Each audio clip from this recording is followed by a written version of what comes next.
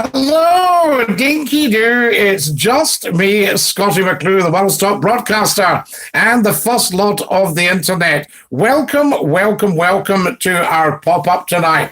I thought I'd just say hi and see how you were all getting on, of course, very important, and perhaps have a word or two about what's going on in the UK at the moment politically, a word or two about Brexit. So there you are. That's what we're talking about tonight. And I would like your opinion. So there you are. There's Kyle saying Dinky-Doo. Dinky-Doo, Kyle.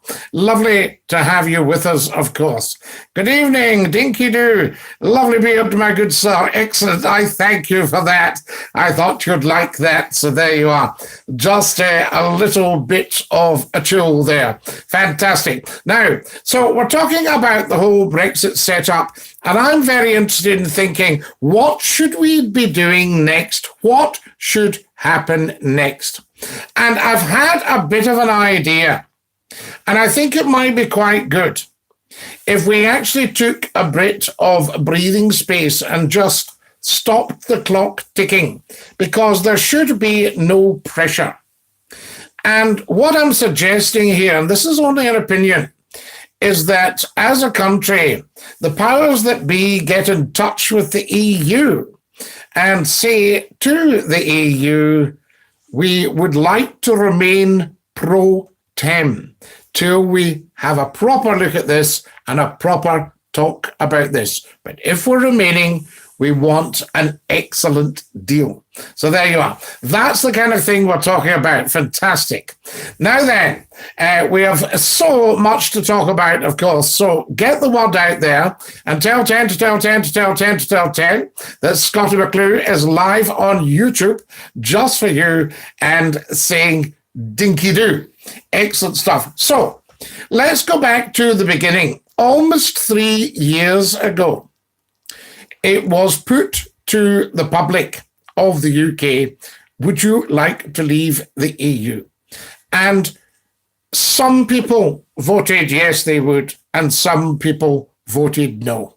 It was just over the 50% mark at the time. And that was obviously a complete shock. Now, I would say this was a political stunt by one political party that went dreadfully, awfully and horribly wrong. However, that was the situation we were left with. And this has been seared as democracy, as the will of the people. But remember, 17.4 million people voted leave. There are almost 70 million people involved in the United Kingdom.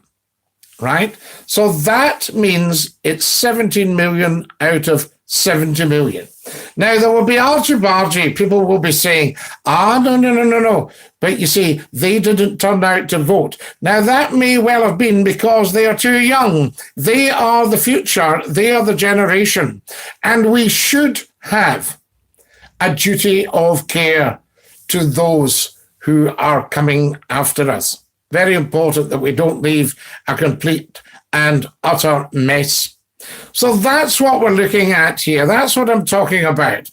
There's a gentleman saying, it's a mess, all this. I work in retail and already companies have been on the phone putting back their lead times by 10 weeks. So there we are. So that's what we're looking at here. Now, what I'm suggesting, the way out of the stalemate, the Speaker of the House of Commons did a wonderful thing last night. He made an excellent decision. He found a ruling that put a stop to the nonsense and stopped us looking completely ridiculous in the eyes of others. So we've nothing to lose by saying, look, there's been a bit of a misunderstanding, but 17.4 million people do not dictate to 70 million people. Also, that's those who are affected in this country by Brexit. There is absolutely no de facto case for leaving the EU. And if there is, I would like to see it. Therefore, why are we even contemplating it? Now, bearing in mind, this is not a political broadcast. I am non-political and even apolitical. I have absolutely zero agenda.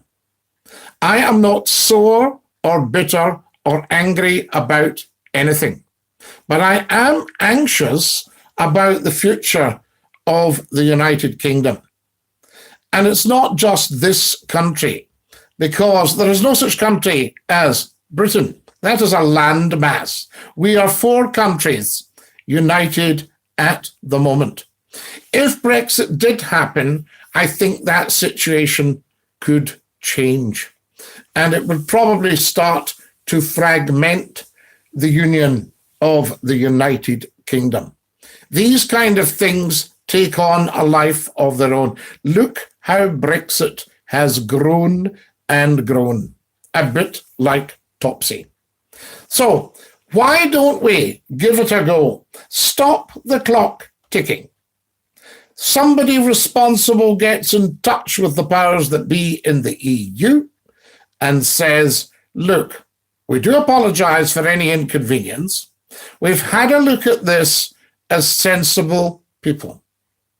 And we don't think that economically it's the best thing for the United Kingdom at the moment. There aren't other trade deals in place. There's nowhere to run to, and therefore we need to be sensible about it. We've already dealt with the excuse that it was the will of the people. The people voted to leave. Some people, 17.4 million out of 70 million. And there's no point in acting the big person and going, well, that's tough if they couldn't be bothered to vote. They perhaps weren't able to vote because they are too young. They are our future. And their future needs to be protected as much as ours. So all I'm saying to you is give it some thought. Is it possible that we could all unite for remaining within the single market? We worked hard enough to get it. In 1946, Winston Churchill, his greatest wish was to see, after 6 years of fighting the Second World War, and the reason we fought that war, apart from dealing with the Nazis, was to have a peaceful, united Europe. We have that 73 years on. And we were refused entry to the single market. And of course, it meant economic adjustment here to ag and fish, our agriculture and our fisheries. It meant economic adjustment to that. But once that had sort of shaken down and the payments started to come in for the farms and the fisheries from Europe, then we started to see a difference.